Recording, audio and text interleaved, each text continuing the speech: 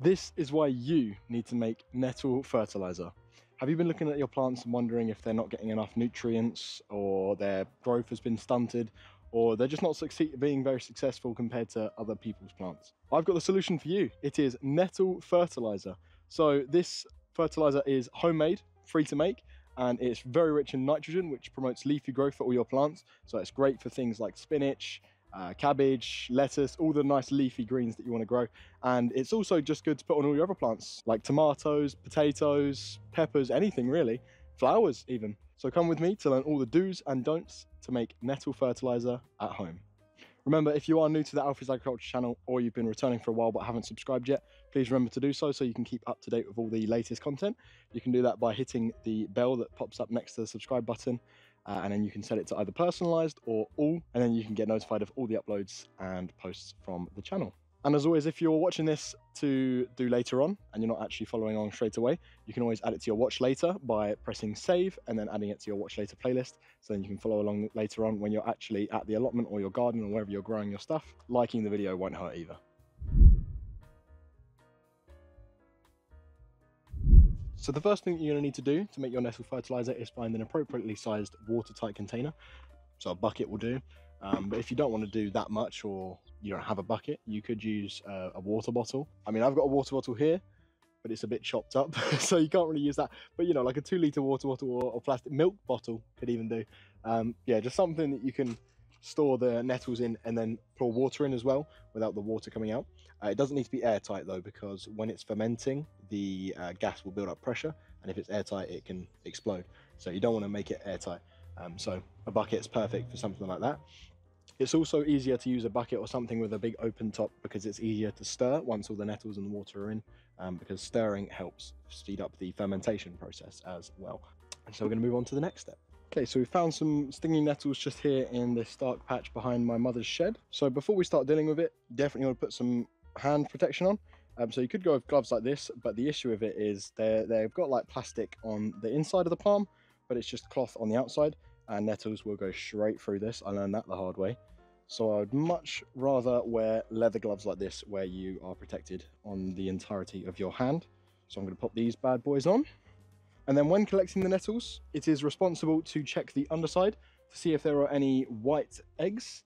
These are caterpillar eggs, and you don't really want to disturb the caterpillars because they're part of the ecosystem of your garden. And in case you're wondering, the reason caterpillar eggs are planted on the underside of the leaves is when they hatch and they're caterpillars, they feed on the leaves of the nettles. So yeah, it's just responsible to check the underside of a couple of those on your patch just to see. And if you've got a large patch of nettles, don't take the whole lot, just take half or you know, a third of it, and then go to another patch. But if it's just a small few like this, I'm just gonna take the whole lot because there's not many here anyway. But yeah, and then when you're harvesting, you can either just grab them with your hands, or you can use some pruners to clip them. However makes it more fun for you, basically. It doesn't really matter. You can do either way. I'm going to use pruners just because I like to have a little bit of fun and enjoy it. So I'm just going to grab the nettles and clip right at the bottom near the ground. You grab both the leaves and the stem of the nettles, and you just pop them into your buckets. Like so. And when you're filling up your bucket, you may just want to every now and then just give the nettles a push down to compact them, so you can fit more nettles into your container of choice. And obviously, the more nettles that you put into your container, the more potent your fertilizer is going to be when it's fermented. There we go. So we've got all of these stinging nettles from this patch. The other leaves, they look similar, but they're not actually stinging nettles. So we'll just move on to the next patch to get some more nettles.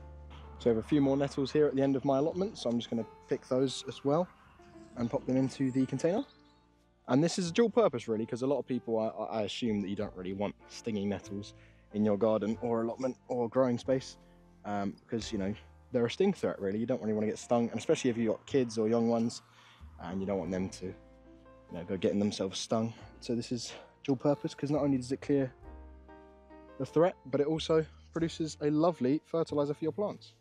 Got another nettle plant growing under this bed just here, spare bed that I'm not using. So I'll lift that out of the way, and then we can get to these nettles. Oh, just pull them straight up. Oh wow, that root goes a long way, doesn't it? Oh wow, that is impressive. Look at the size of that. That's just just an example of how far these nettles can spread under the ground before they pop up in another spot.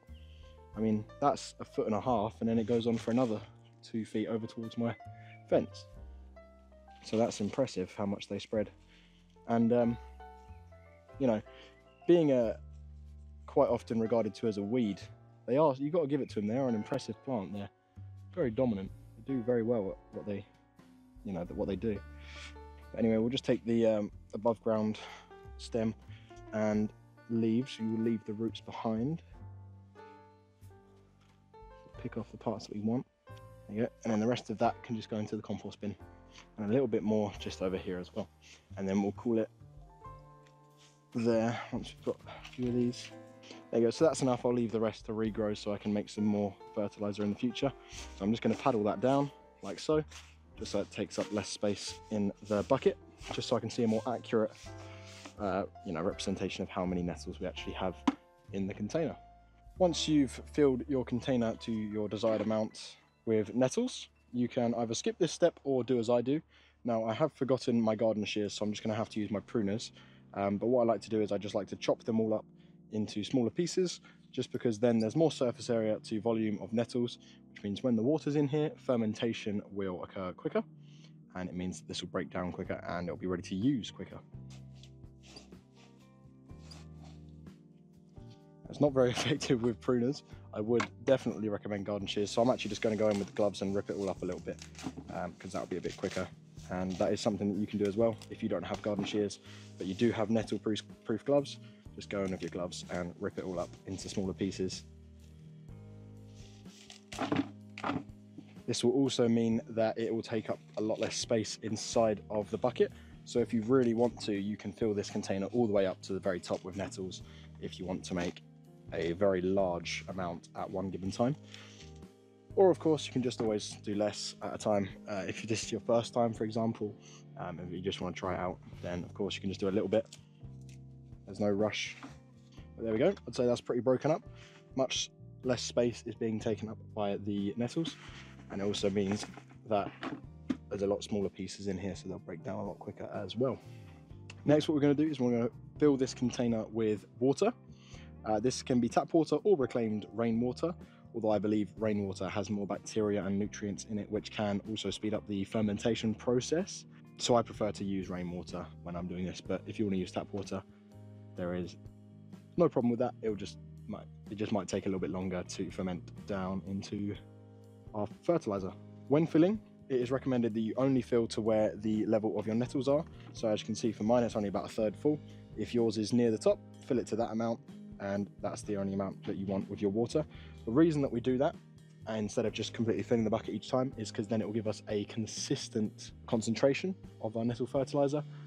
Because what we do after it's fermented down is we'll water it down 10 parts water to 1 part nettle fertilizer. Because if we don't dilute it, it's far too concentrated to put on our plants, as it will overwhelm them with the amount of nitrogen. So by maintaining a consistent concentration, we can always do 10:1 with our nettle fertilizer dilution. So I'm just going to go and get our water container to start filling this with water. So here is my rainwater. It's just a big 20-litre container filled with rainwater from the water butt at home. So what I'm going to do is then fill this bucket up all the way up to the level of the nettles.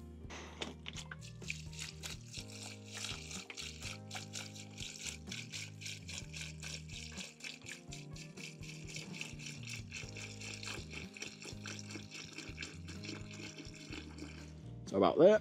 As you can see, the nettles do float, so they have risen a little bit. I can just push them down into the water to check that it is the right amount of water. As you can see, it's about level with the volume of the nettles as well.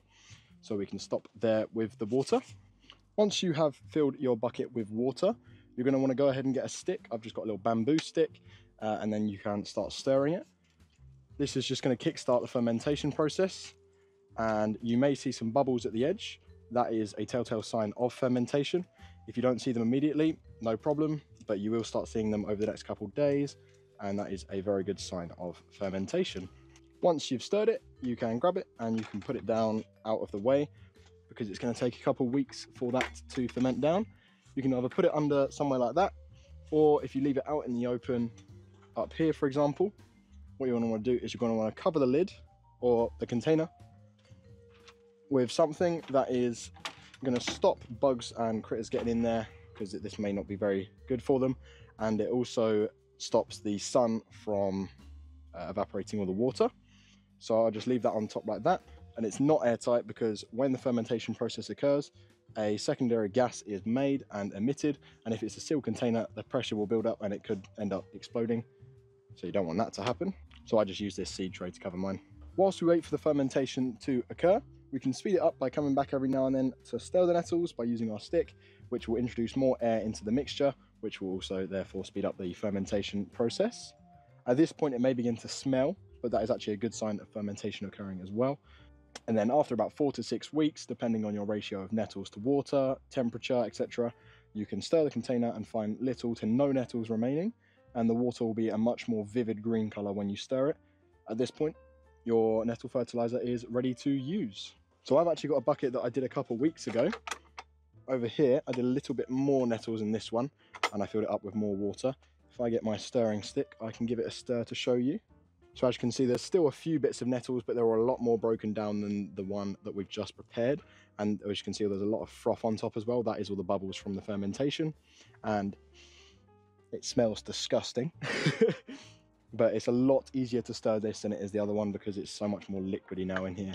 And this will be about, I'd say, 2 weeks away from being ready to use. Just because I put so much more in here, it will take a lot longer to break down, whereas a small amount will typically break down faster.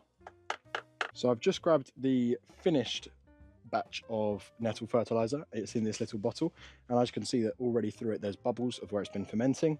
This is already fully broken down. Yeah, it smells deliciously disgusting. So what we can do with this is we can start diluting it, because obviously this is just a concentrated solution, very, very strong. You don't want to put this straight onto your plants. So what I'm going to do is I'll just put the lid back on and give it a quick shake to stir it all around. Like so. So that's all mixed thoroughly, just in case it had like sedimented to the bottom.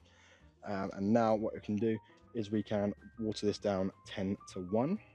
So as you can see here, we've got a big 25-litre water container.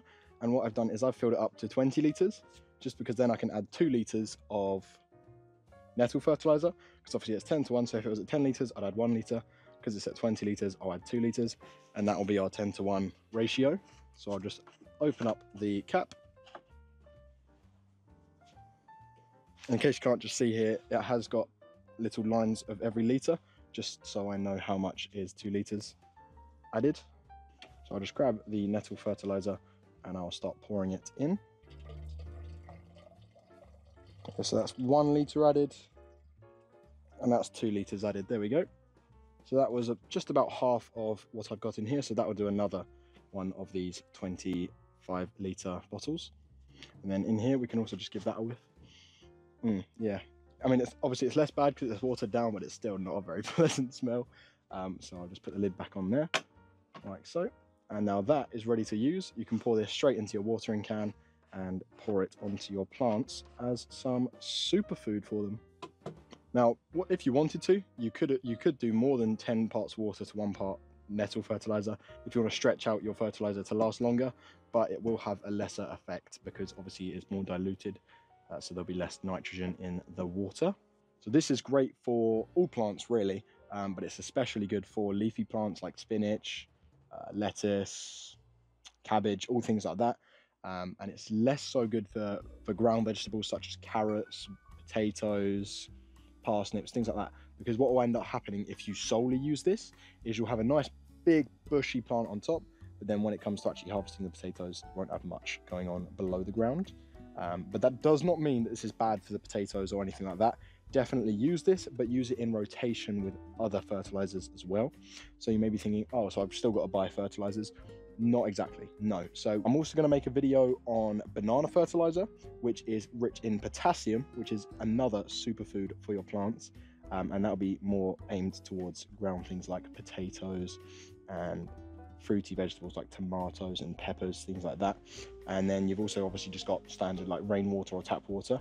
And then what you can do, you've got 3 different types there. So you've got nettle water, banana water, and regular water. Every 3 weeks you can use one. So on week 1, use nettle fertilizer. Week 2, use banana water. Week 3, use regular water, and repeat that. If you've got a 4th type, you could do every 4 weeks. You know, just keep it in rotation, and it'll give all of your plants an even spread of the right nutrients that they need to grow successfully. To ensure a sustained supply of nettle fertilizer, I'd recommend having 2 or 3 containers, like bucketfuls, for example, however much you want to do, basically, however big your garden or allotment or growing space is. You can just have 2 or 3 separate containers, and every couple of weeks, create a batch of nettle fertilizer. So then, you know, every 2 or 3 weeks, you get a new batch ready to go, just so you've got a sustained supply of it as well. Obviously, this entirely depends on how much you're using. So if you use more, do it more often. If you're using less, you don't need to do it as often. And also, another question that I've got before is, once it's ready to go, is it going to go bad? Not at all. Obviously, it will just keep fermenting. So it will just, if there's tiny little clumps, they'll break down. So this will last absolutely ages. You've got no worries once it's fermented down. Just leave it ready. Obviously, leave it covered so the water doesn't evaporate if you're leaving it outside, and you'll be good to go. So I'm going to go ahead and put this in the watering can and water some of my plants. And what I'm going to do is I'm just going to put my other 2 batches that are still fermenting down out of the way, just so they can be undisturbed whilst they break down. So I'll pop them 2 down there, like so, and then just pop this tray on top of them like that, so then they're not getting bothered by the sun or anything like that, or any animals. So they'll be good to go. So here we've got the nettle fertilizer that's been diluted down, and I'm just going to pour it into my watering can. Now, the reason you don't want to use your nettle fertilizer too early, before it's all fully broken down, is there'll still be little clumps in here that will then, when they go into the watering can, with all these tiny holes at the bottom, it will block them all up because they're not finally broken down. So you want to be careful not to use your fertilizer too early.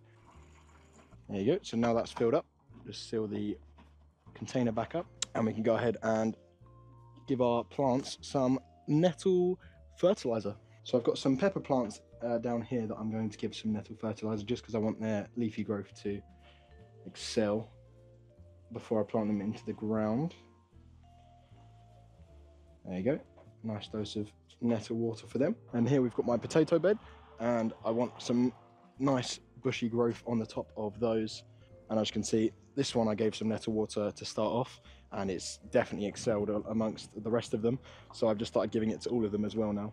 And as you can see here, I've got my young apple tree as well, and I can always give that a bit of nettle water as well. Make nice leafy growth on the branches as well, leading to more apples throughout the season. There we go. So the potatoes have been watered, and in here we've got cabbage, lettuce, and peas. So I'll just water all of those because they will all love nettle water. There we go. So that's everything for today's lesson. If you learned something new or you just enjoyed the video, please consider liking, subscribing, and of course sharing the video with your fellow gardeners around you. And if you're new around here, you may not know that I've got a series where I show my progress on my allotment. So if you're interested in watching that, I'll leave the link in the description to the playlist for easy access. But yeah, that's everything for today's video. So I will see you next time. Goodbye.